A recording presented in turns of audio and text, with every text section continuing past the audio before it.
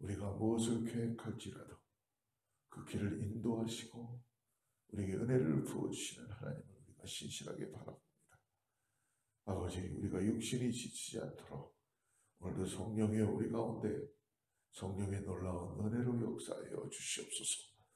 이 새벽에 하나님의 은혜를 깨닫고 믿음으로 나가기를 원합니다.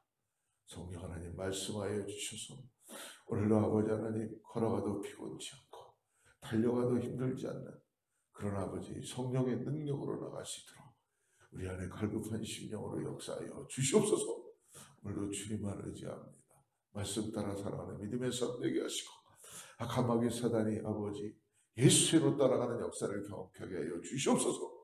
밀가 부르고 우리를 아버지 하나님 우는 사자처럼 찾아내는 악한 마귀 사단의 괴계가 오늘도 예수의 이름으로 파괴되게 하시고 승리케 하게 하여 주시옵소서.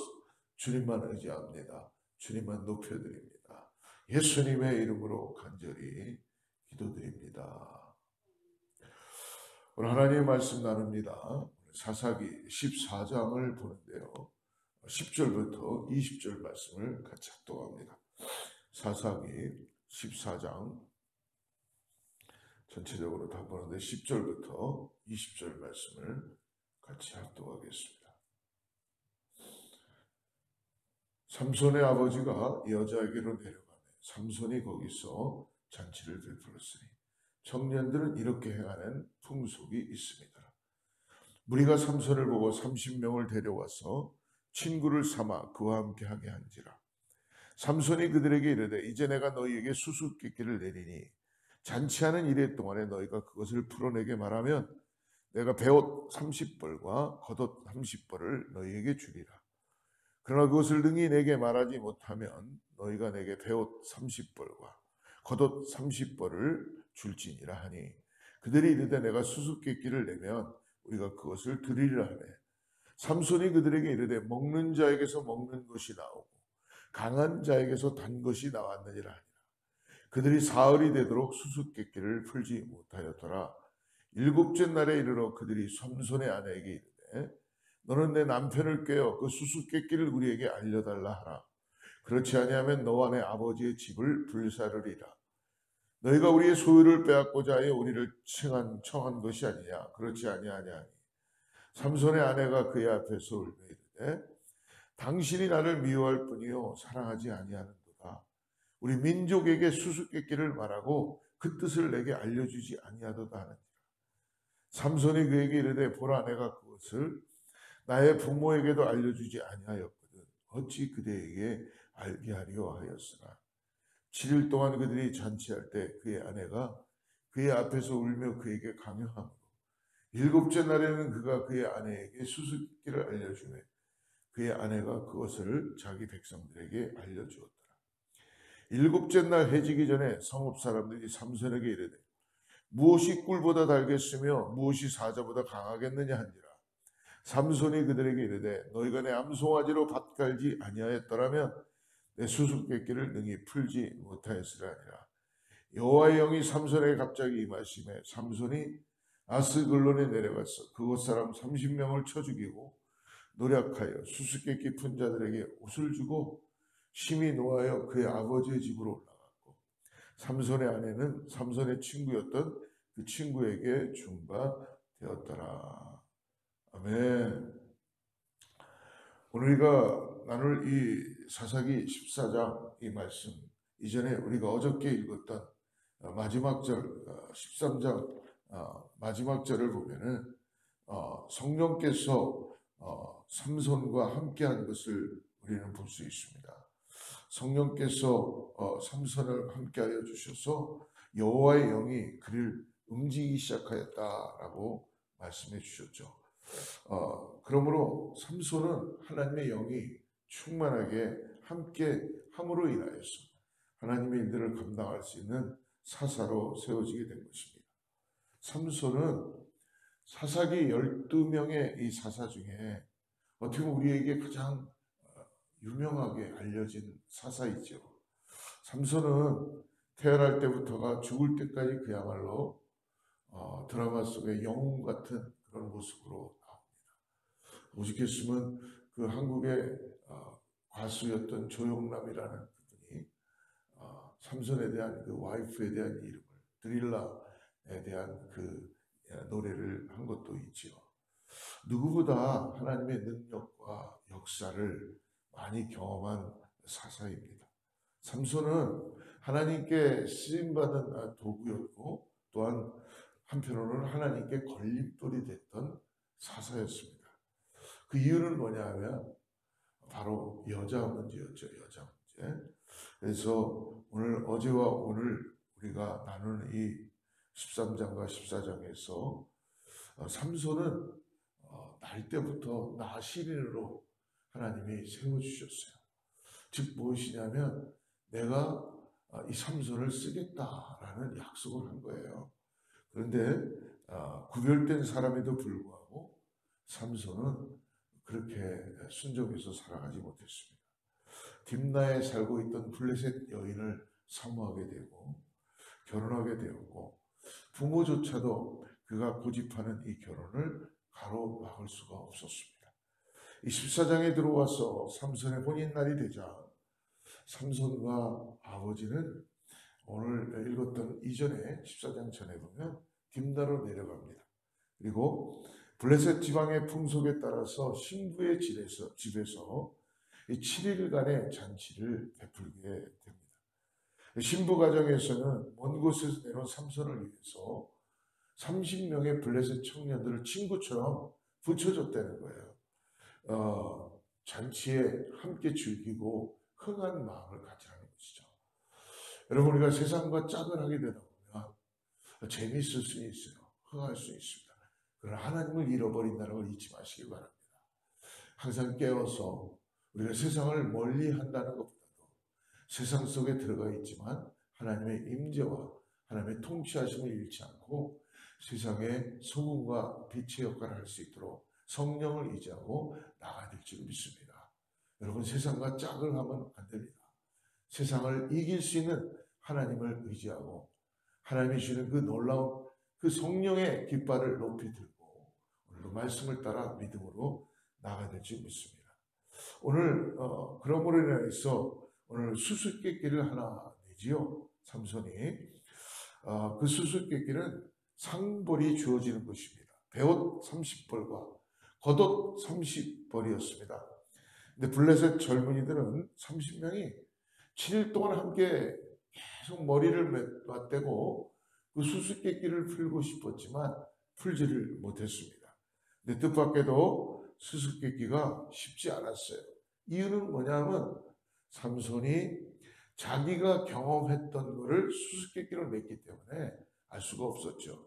오늘 14절 말씀 한번 보십시오. 14절 말씀 같이 읽어보겠습니다. 시작. 삼손이 그들에게 이르되 먹는 자에게서 먹는 것이 나오고 강한 자에게서 단 것이 나왔느니라 하니라. 그들이 사흘이 되도록 수수께끼를 풀지 못하였더라. 이 넌센스 퀴즈도 아닌데 질문조차도 이해하기 쉽지 않죠. 먹는 자에게서 먹는 것이 나오고 강한 자에게서 단 것이 나왔다.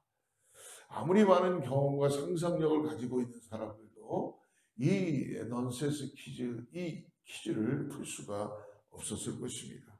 이유는 이 수수께끼에는 아까도 말씀드렸지만 삼손만이 경험했던 것을 삼손이 지금 수수께끼로 푼 것이죠. 그건 뭡니까? 삼손이 블레셋 딥나에 왔을 때에 나신으로서는 범하지 말아야 될 것을 범한 거죠. 오던 길에 죽었던 사자의 시체에서 꿀벌들이 꿀을 모아둔 것을 가리키는 것입니다. 즉 여기서 먹는 자라고 수수께끼 내는데 즉 먹는 자는 강한 자를 의미합니다. 즉 강한 자인 사자를 의미하는 것이고요. 단 것은 그 사자의 시체에서 나온 꿀을 의미하는 것입니다. 그것을 블레셋 청년들이 알 방법이 없었죠. 알 수가 없었습니다. 그러나 여러분 사흘이 지나고 나흘이 지나고 약속한 7일이 다가오는데 아무런 답을 찾지 못하자 이 블레셋 청년들이 결국은 이 삼손의 아내를 찾아가서 겁을 주는 거예요. 협박을 하는 거예요. 이거 답을 너의 남편에게 알아내서 가르쳐주지 않으면 내가 너의 집을 불사르리라. 여러분 세상에도 이런 협박이 많이 있습니다. 그것에 눌려서 사람들은 겁에 질려서 살 때가 많이 있죠. 그렇기 때문에 여러분 세상을 의지하면 안 됩니다. 하나님을 의지하고 항상 정직하게, 항상 모든 일을 올곧게, 이 일이 비록 어렵고 힘들고 나에게 손해가 되는 것 같아도 처음부터 첫 단추부터 하나님께서 기뻐하시는 단추를 끼워야 됩니다. 오늘 삼손은 하나님께서 원했던 사사의 그 길을 벗어나서 가는 첫 단추가 잘못 끼었기 때문에 결국은 하나님께서 기뻐하지 않는 불상사가 그의 삶에 나오게 되어 있는 것입니다. 우리들의 삶을 돌아봐도 그래요. 우리들의 삶을 오늘도 이 아침에 우리가 깨달아야 되는 것은 선택하고 계획하고 생각하는 모든 것들이 하나님이 기뻐하시는 것입니다. 하나님이 정말 이 일을 내가 비록 힘들고 어려워도 하나님이 이것을 나에게 은혜로 허락하시는 것인가 라고 한다면 우리는 결코 세상과 타협하지 말고 세상과 악한 마귀 사단이 우리를 겁을 주고 협박한다 그래도 하나님께서 옳다라고 한다면 예라고 대답할 수 있는 그 믿음을 가지고 주님만 바라보면서 세상의 어떤 것들로 만족을 삼으려고 하는 것이 아니라 주님으로 만족을 삼을 때에 세상이 그 앞에 와 무릎을 꿇을 줄을 믿습니다. 하나님은 그렇게 통치하시는 분이에요. 하나님은 그렇게 역사하시는 분이십니다. 그러므로 오늘 이 마지막 날 저녁이 되기 전에 그 답은 결국 그 아내가 삼손에게 답을 알아내고 청년들에게 넘어갑니다. 삼손은 자신이 판 함정에 도리어 빠지게 되는 것이죠. 오늘 17절 말씀을 보십시오. 7일 동안 그들이 잔치할 때 그의 아내가 그 앞에서 울며 그에게 강요하므로 7째 날에는 그가 그의 아내에게 수수께끼를 알려주매 그의 아내가 그것을 자기 백성들에게 알려주었더라. 우리는 이 사건 속에서 오늘 24장에서 놓치기 쉬운 가장 중요한 것을 한 가지 발견할 수 있습니다. 뭡니까? 삼손이 사사로 세워주고 난 다음에 오늘 블레셋 딥나 땅으로 가면서부터 오늘 스토리를 쭉 하나님의 말씀을 읽어보면서 빠져있는 게 뭐냐면 하나님이 함께 하신다는 것이 빠져있는 것입니다. 즉 하나님이 보이지 않는 거예요.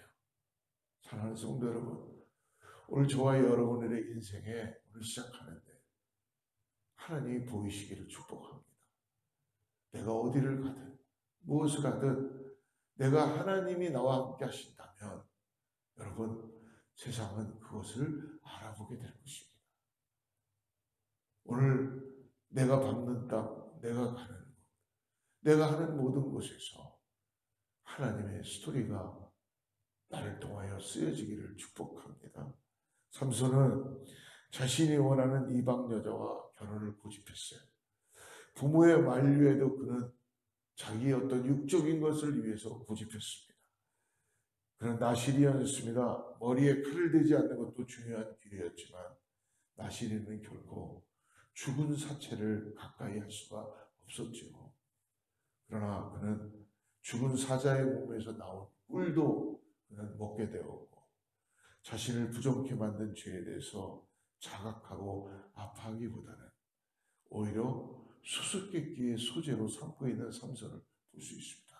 여러분, 이게 삼손의 이야기만이 아닙니다. 오늘 저와 여러분의 상태인지도 모릅니다. 오늘 삼손도 하나님께 쓰임받을 수 있는 사사로 부름을 받았어요. 그러나 세상에 빠져서 하나님은 온데간데 없고 어떻게 되는 겁니까? 무감각 깨치는 거예요. 영적으로 너무 둔화가 되어 있는 거예요. 왜? 하나님은 자꾸 하나님 앞에 자기를 드리고 하나님 앞에 예배하며 하나님을 의지하고 하나님 때문에 내가 살아가는 이유를 믿음 가운데 붙잡고 나가야 되는데 자기에 대한 아이덴티티를 점점 잃어버리면서 육신을 따라 살아가니까 이렇게 될 수밖에 없다는 것입니다. 사랑하는 성도 여러분, 우리는요 아무리 그래도 육신을 따라 살아가려고 하는 속성이 우리 가운데 너무나 강해요.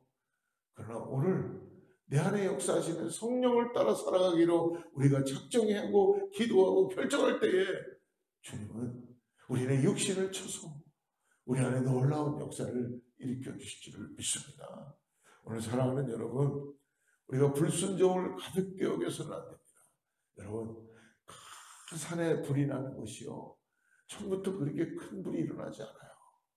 조그마한 불씨 하나, 그거로 인하여 온 산을 태우는 것을 볼 수 있지 않습니까? 우리도 마찬가지입니다. 오늘 하루 우리 안에 성령을 의지하지 않으면 우리는 역시 하나님의 영광을 드러낼 수 없어요. 그냥 무늬만 있는 것이죠. 하나님의 진정한 깊이와 하나님의 놀라운 역사를 경험해 볼 수가 없다는 것입니다. 왜? 작은 불씨가 우리 마음에서 하나님의 역사를 맡고 있기 때문에 그렇다는 것이죠. 사랑하는 성도 여러분, 죄는 언제나 작은 것으로부터 들어온다는 걸 오늘 깨닫기를 바랍니다. 우리가 긴장을 잃어버리고 영적인 어떤 모든 것에서 우리가 하나님의 임재를 잃어버릴 때에 죄를 죄로 여기지 않게 된다는 것입니다. 이게 우리의 속성이에요. 양심의 화인을 맞게 되고 심령의 화인을 맞게 됨으로 인해서 무감각해지고 무덤대짐으로 인해서 죄를 죄로 여기지 않게 되는 것입니다. 남을 아프게 해도 아프지 않고 내 옆에서 형제가 죽어가는데도 울지 않고 그런 상태가 지금의 현실의 상태라는 걸 잊지 마시기 바랍니다. 그 죄가 어느 날 우리를 삼키는 것조차 깨닫지 못하게 된다는 거예요.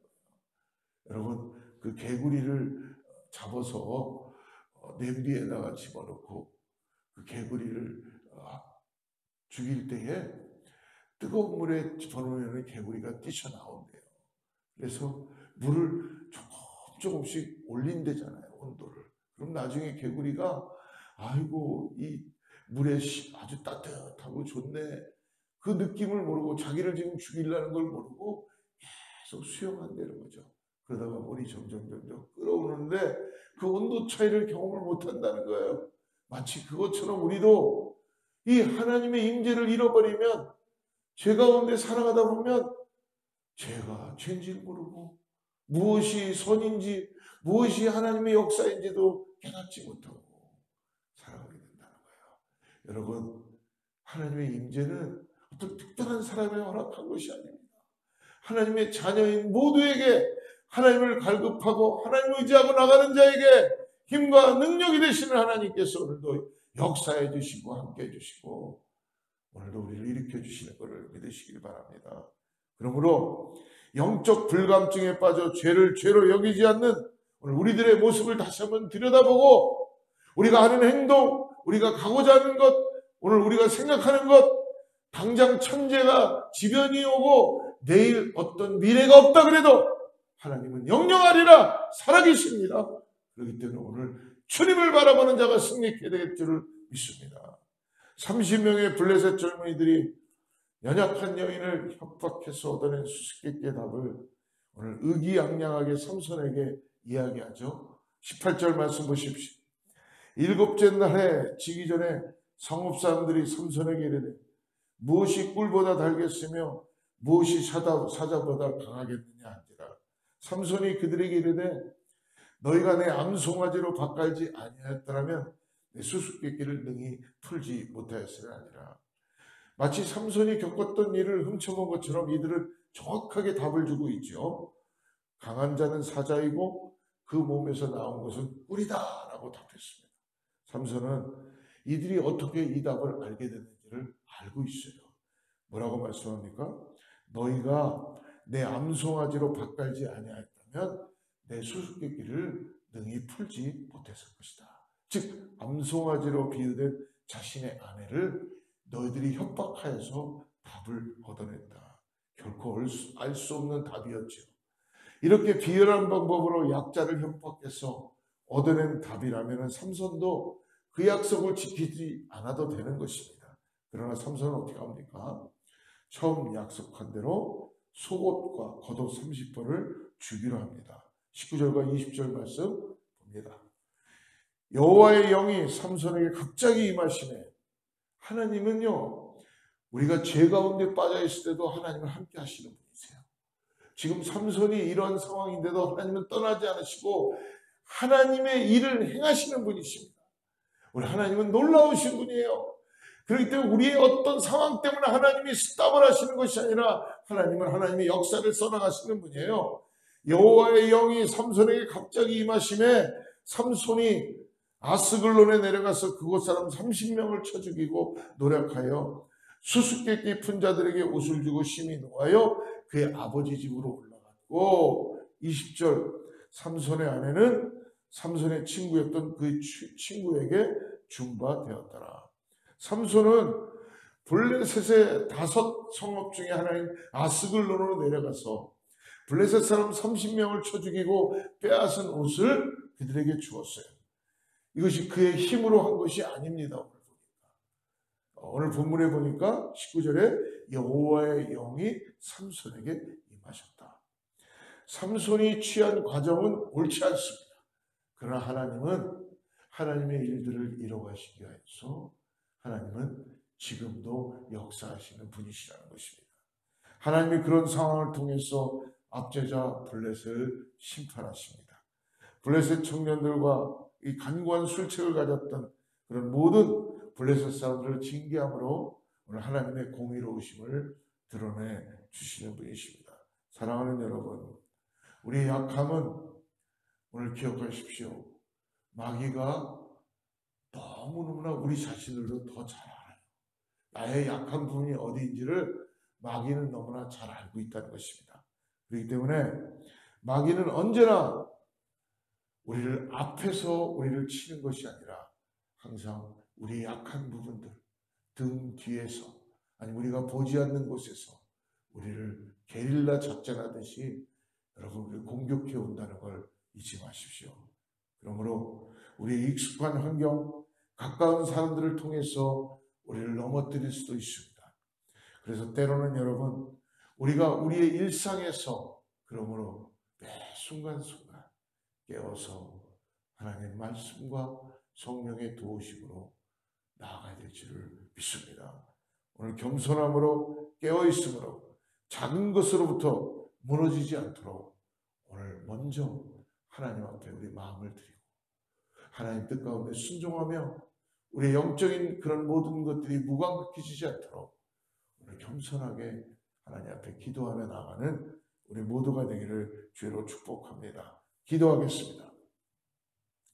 존귀하신 하나님, 작은 유혹 앞에도 쉽게 넘어지고 타협하는 연약한 우리들을 불쌍히 여겨주시고 오늘 주님의 임재 안에 승리하는 신실한 주님의 자녀들로 나아갈 수 있도록 오늘 주님 우리에게 도와주시고 주님의 음성 앞에 순종하게 하여 주셔서 주님의 놀라운 성호를 찬양하고 주님이 주시는 그 은혜를 통하여서 주님의 은혜가 족합니다. 주님의 은혜로 enough, 이것으로 주님 모든 것이 나에게는 만족감을 줍니다 라는 고백을 드리는 우리 사랑하는 성도님들 다 되게 하여 주시옵소서. 예수님의 이름으로 간절히 기도드립니다.